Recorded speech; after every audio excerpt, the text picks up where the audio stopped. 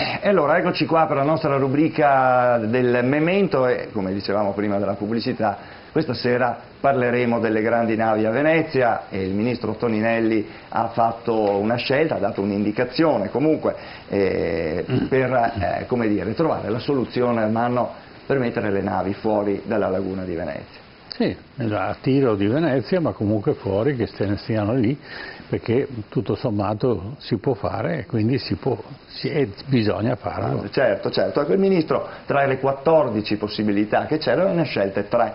Il porto di Malamocco, cioè quindi fare il porto a Malamocco, a Chioggia, oppure quello di Porto San Nicolò alla bocca di Porto del Lido. E proprio su questo progetto abbiamo ospite in studio, lo ringraziamo per essere tornato qua da noi, l'ingegner Vincenzo Di Tella. Buonasera ingegnere, grazie di essere qua. Anche lei è un esperto di realizzazioni di strutture offshore, quindi piattaforme in alto mare e non solo piattaforme, che ha lavorato, ha collaborato a presentare, diciamo, questo progetto. Allora, innanzitutto spieghiamo un po' che cosa si vorrebbe fare. Allora, intanto buonasera a tutti. Buonasera. Diciamo che questa esigenza di portare le navi fuori dalla laguna è un'esigenza che al di là di quello che sono state le ragioni del decreto Clini-Passera, che appunto aveva imposto che le navi non passassero più davanti a San Marco, eccetera. Certo, poi ne aveva limitato appunto in base al tonnellaggio, no? Il tonnellaggio, eccetera. C'è un motivo fondamentale, perché come ne abbiamo parlato qualche settimana fa, se si ricorda, con l'aumento del livello dei mari, che per la fine del 2006 è stimato intorno al metro, noi ci troveremo Venezia che dovrà chiudere, se mai funzionerà il Mose, questo è un altro dei problemi, praticamente una volta al giorno. Certo. Quindi il porto, come lo conosciamo noi, non esiste più. Quindi, ma già con 30 centimetri di incremento del livello mare si arriva addirittura a un numero di chiusure all'anno nell'ordine del 300, adesso non mi ricordo i numeri precisi, ma sono... Sì, ma comunque limiterebbe moltissimo la funzionalità, quindi lo renderebbe economicamente... È fondamentale che sia il traffico crocieristico, ma anche il traffico merci, perché il porto vive del traffico merci, no? È necessario spostarli fuori. E allora noi, cioè, su un'iniziativa dello IUAP di Venezia, del professor Boato, Vittadini e Giacomini, a suo tempo avevano individuato questa problematica, quindi avevano proposto questo porto alla bocca di Lido.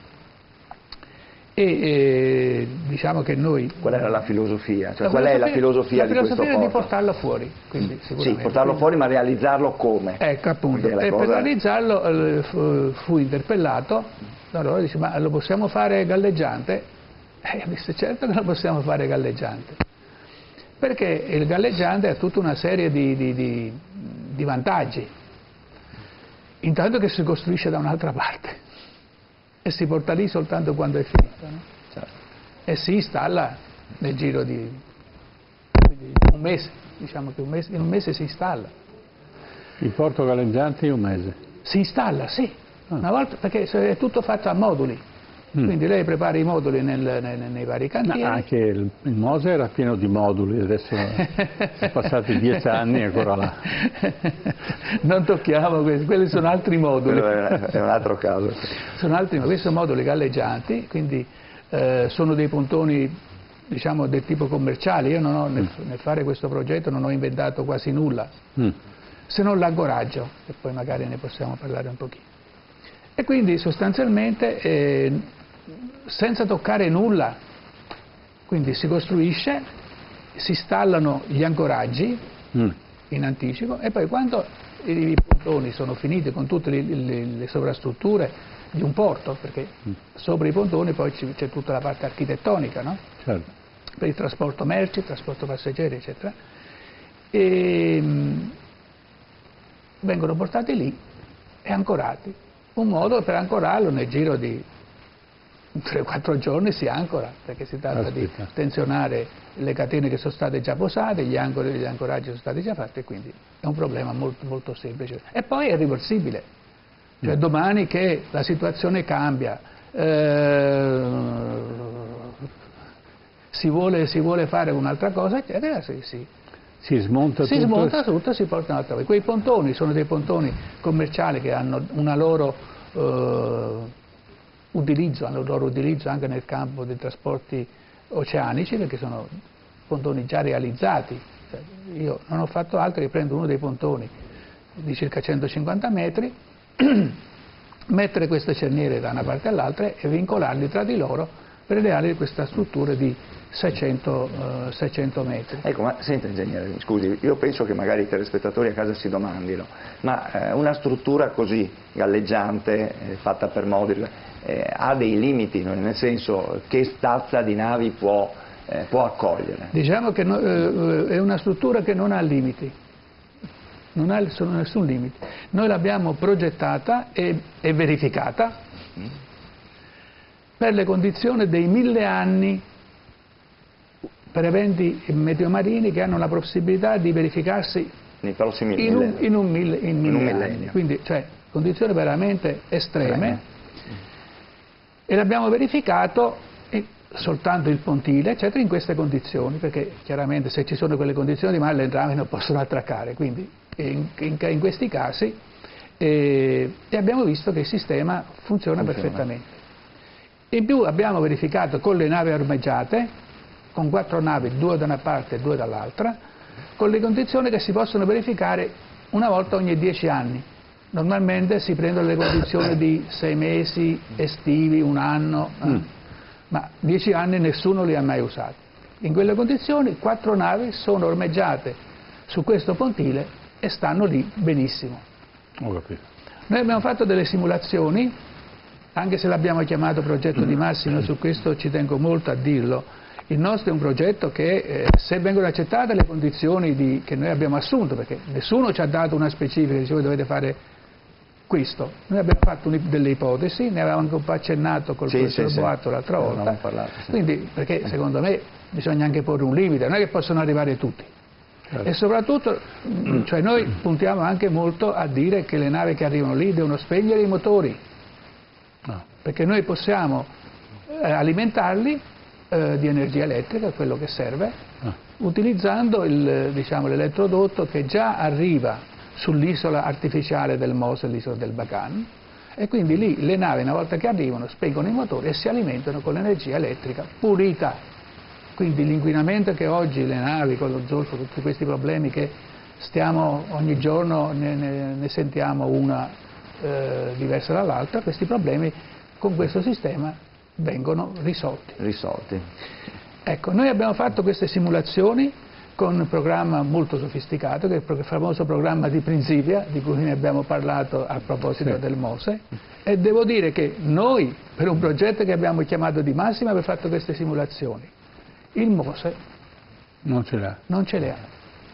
Ecco, per dire quanto è potente questo programma è riuscito e riesce, perché noi abbiamo i tabulati, noi abbiamo presentato al Ministero, abbiamo presentato all'autorità portuale questi dati. Certo. Noi riusciamo a simulare questi 4 pontoni incenerati l'uno all'altro, ancorati al fondo del mare, con 2 navi, perché abbiamo fatto anche casi asimmetrici, no? Per vedere come 2 navi, una dalla parte e dall'altra, eccetera, potevano comportarsi, o 4 navi, con le condizioni dei 10 anni, e tutto funziona perfettamente. Vi do qualche numero, me lo sono segnato qui perché non vorrei dire delle sciocchezze, ma con le condizioni dei 1000 anni noi abbiamo spostamenti che sono dell'ordine di 20 centimetri. C'è spostamento di? Nell'asse X, cioè nell'asse Y 26, in verticale 15 centimetri, cioè niente. Perché? È una struttura assolutamente stabile. Perché l'ancoraggio, così come l'ho pensato, è un ancoraggio che intanto permette a questi pontoni di seguire la marea. Quindi nel senso verticale sono praticamente perfettamente stabili, certo. In funzione della marea, quindi è un vantaggio enorme. Gli imbarcaderi di Venezia sono tutti galleggianti, certo. Nessuno fa ormeggiare il vaporetto certo. su una parte fissa, evidentemente. E quindi nel senso verticale sono estremamente elastici, ma nel senso trasversale sono rigidissimi, perché lì, adesso non possiamo far vedere la portata delle diapositive, ma c'è un sistema di ancoraggio che sia nel piano X e Y è molto rigido, perché è fatto con un sistema di catene, con dei pesi, eccetera, che permette di realizzare questo comportamento.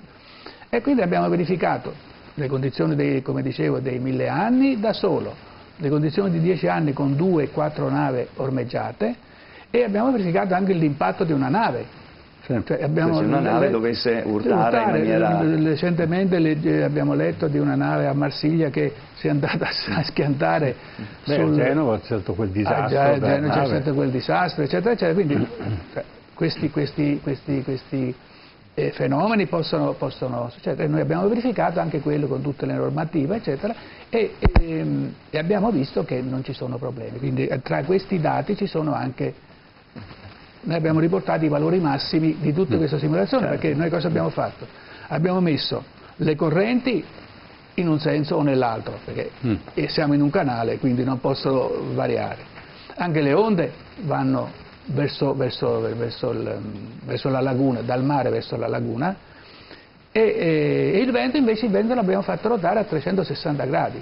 Ma non fate tutte le simulazioni, insomma, abbiamo fatto tutte le simulazioni possibili, ma il vento... Compresa la bora. Tutto, bora, scirocco, ma non solo la corrente, il vento costante, abbiamo simulato lo spettro del vento, oltre che lo spettro del mare, come il vento cambia, come si fa per le strutture offshore, con le normative dei registri che danno proprio questi coefficienti, e quindi noi abbiamo simulato tutte queste condizioni, e di tutte queste condizioni troviamo i valori massimi. Certo. Ecco, un altro valore interessantissimo che viene fuori è che le rotazioni tra questi 4 pontoni sono impercettibili, sono dell'ordine di 0,3 gradi, neppure se ne accorgi. Senti, adesso l'ingegnere Di Tella, adesso aspettiamo ovviamente il risponso degli esperti che andranno a valutare le 3 proposte, diciamo, no? Voi avete avuto comunicazione di questo? No, non ancora abbiamo avuto comunicazione ufficiale, abbiamo letto sui giornali, la cosa evidentemente ci fa molto piacere, perché noi questo progetto, lo dicevo anche prima, l'abbiamo fatto e l'abbiamo regalato al Ministero, cioè noi abbiamo messo a disposizione questo progetto, un progetto diciamo dove abbiamo utilizzato le nostre ore, il nostro impegno, proprio come un contributo alla città, perché riteniamo che questa sia la soluzione che può... ecco.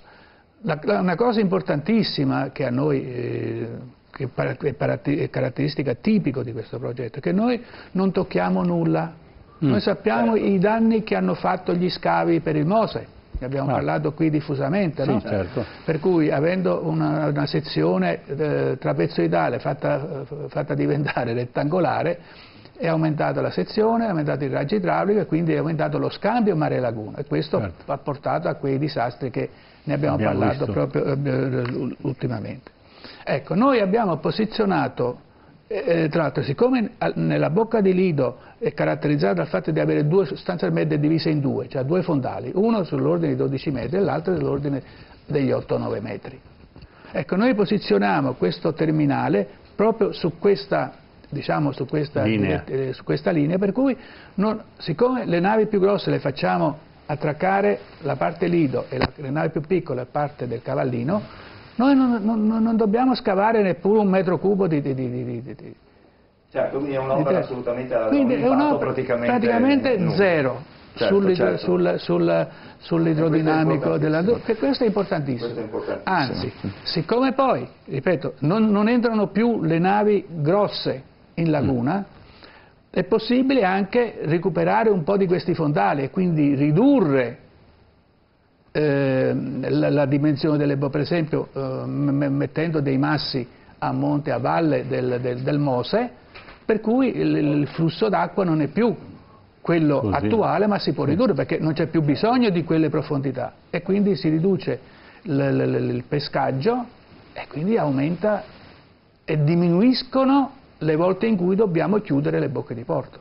Certo, Ingegnere Vitella, torneremo a parlare di questa soluzione, perché adesso insomma, ci sono 90 giorni, no? Il Ministero ha dato 90 giorni all'autorità di sistema portuale per scegliere o comunque per presentare un progetto di un approfondito piano di fattibilità tecnico-economico sulle 3 soluzioni, dopodiché ci sarà anche, questi progetti verranno anche sottoposti a una consultazione pubblica per poi decidere quello che sarà la scelta. Quindi diciamo, noi ci auguriamo ovviamente che questo progetto possa essere... come al solito quando si fanno queste cose, se si fanno seriamente, io dico che vinca il migliore. Se qualcuno ha delle ipotesi migliori delle nostre, ne prenderemo atto. Certo. Allora adesso... faremo anche una comparazione poi quando vedremo i tre progetti e poi faremo anche una comparazione in video. Sì, certo, assolutamente. Sì, diciamo, ripeto, qui c'era, vi avrei potuto mostrare parecchie cose, sì, però il tempo non c'è. No, quindi... anche perché abbiamo il collegamento da Roma che è in attesa per entrare in studio, diciamo. Anzi, se la regia ha la possibilità potremmo già avere in collegamento Skype Francesco Zanardi, vediamo se ci vede. Eccolo qua. Buonasera. Andiamo, lo possiamo mettere. Allora, buonasera Francesco Zanardi, lo ricordiamo per i nostri telespettatori, colui che ha realizzato, ha messo in piedi la rete L'Abuso, una rete che come dire, segue il fenomeno della pedofilia ecclesiastica, diciamo così. Francesco Zanardi è a Roma perché ha avuto finalmente la possibilità di come dire, incontrare, guardare negli occhi Papa Francesco. Buonasera Zanardi. Buonasera Tullio, buonasera a tutti. Allora, com'è stato questo incontro con Papa Bergoglio? Ma allora, l'incontro con Papa Francesco in realtà è andato buca, nel senso doveva esserci, non si è presentato, ci siamo visti con la Commissione Infanzia del Vaticano, ovvero con Monsignor Scicluna, Padre Lombardi, Zoller, ma Bergoglio purtroppo è stato impossibilitato. Ecco, quindi insomma, diciamo è mancato quindi l'incontro vero e proprio. Sì, è mancato. È mancato, è rimasto deluso da questo. Ma non che tenessi a vedere il Papa, ecco, diciamo che era un incontro per vedere delle soluzioni. Il Vaticano è una monarchia dove il monarca, cioè il Papa, ha i 3 poteri, esecutivo, legislativo e giudiziario, e in quell'incontro era importante ci fosse il Papa, invece c'era Scicluna a un certo punto mi dice io non sono mica il Papa, io infatti replico a Scicluna dicendogli è per quello che era importante ci fosse. Ecco, senta una cosa, allora questo summit per la protezione dei minori, no, voluto da Bergoglio, è la risposta, è il segnale che vi aspettavate? Ma adesso diciamo che allora, io apprezzo l'incontro con la Commissione Infanzia perché in realtà il Vaticano fino ad oggi si era limitato a incontrare singolarmente e in modo anonimo delle vittime, invece in questa occasione ha incontrato, sì, io sono una vittima, d'accordo, ma sono anche il presidente e rappresentante delle vittime italiane, quindi ha incontrato 8 di noi, 8 paesi, quindi i rappresentanti di vittime di 8 paesi, e questo è stato, penso, un evento storico, devo essere onesto su questo. Le conclusioni poi le vedremo in base alle proposte che abbiamo fatto. Ecco, noi abbiamo fatto delle proposte ragionevoli, da tecnici come il Vaticano, infatti il Vaticano non ha replicato, abbiamo messo sul piatto... Cos'è che avete chiesto? Cosa avete chiesto? Scusate, abbiamo chiesto molto semplicemente intanto che la Chiesa agisca in due frangenti. Noi non rifiutiamo i processi canonici, ma questi si basano sul stesso comandamento. Nel processo canonico la parte lesa non è il ragazzino abusato, ma è Dio. Ora, per carità, non siamo contrari al processo canonico, ma è necessario che riceva giustizia anche la vittima, quindi si ritiene necessario che ci sia anche un processo civile. Ma mi può dire quante sono le vittime degli 8 rappresentanti di 8 nazioni? Quante vittime sono? E quante vittime sono è difficile dirlo. Io posso dire quanti predatori ci sono in Italia. Predatori... Sì. Ci dica dei numeri, perché se no non riusciamo a capire il fenomeno. Assolutamente sì. Allora, i predatori in Italia, solo quelli, cioè la punta dell'iceberg, usciti sui mezzi di informazione negli ultimi 10 anni, sono 144 condannati in via definitiva. A me paiono abbastanza. Non dalla Chiesa, dal diritto normale. Prego? Non dal diritto canonico, condannati. No, condannati in terzo grado in sede civile. Quindi non sono processati e condannati dalla Chiesa? C'è un diritto canonico? Molti no, perché ad esempio abbiamo preti come Don Turturo, che è stato condannato per abuso sessuale dal Tribunale Civile, uscito dal carcere è stato immediatamente reintegrato in parrocchia a Palermo, e parliamo di un anno fa, ecco, cioè ai tempi di Papa Francesco, quindi insomma... E vittime quante sono? Le vittime... Quello che voi rappresentate? Noi ne rappresentiamo 800, sulle statistiche mondiali in genere le vittime che emergono sono circa un 10%, i calcoli fateli da voi. Ho capito. Certo. Bene Zanardi, adesso voi restate fino a domenica, cosa avete in programma? Abbiamo in programma domani mattina una manifestazione alle 11 in Piazza del Popolo qui a Roma, che andrà fino a Castel Sant'Angelo, e insomma stiamo in qualche modo cercando di sollevare il problema, ecco. Certo, voi manifestate e chiedete giustizia. Chiediamo giustizia, e purtroppo le vittime chiedono che non accada ad altri quello che noi abbiamo passato, perché le vittime si ritrovano una vita distrutta, nel senso, purtroppo l'abuso sessuale poi non si recupera, ecco, ci si adatta, si cerca di... Chiaramente. Zanardi, la ringrazio della disponibilità, la aspettiamo qua in studio, è una promessa, la aspettiamo qua in studio, faremo una puntata con lei, credo che tuo hermano sia d'accordo, no, su questo? Certo, l'abbiamo detto più volte. Ecco, quindi organizzeremo e sarà ospite qua da noi molto presto. Grazie allora. Grazie e buona serata. Grazie e buona serata. Buona serata a voi. Bene, Grazie. allora chiudiamo qui la nostra rubrica del Memento, adesso andiamo in pubblicità e... Immediatamente dopo cosa abbiamo? Abbiamo un'altra questione abbastanza scottante, perché abbiamo la questione dell'inquinamento, dei pesticidi, dei PFAS, dello smog ormai. Sì, ma abbiamo un problema in più, perché abbiamo trovato fonti dove ci dicono che non è tanto il singolo pesticida che fa male, ma è la somma di tutti i pesticidi e il ripetersi dell'assunzione di questi pesticidi, per cui il limite minimo oggi dichiarato dalle autorità è decisamente più alto di quello che dovrebbe essere. Certo. Ne parliamo dopo, tra poco, dopo la pubblicità. Va bene. Pronti? Ecco. Facciamo il corto, dai.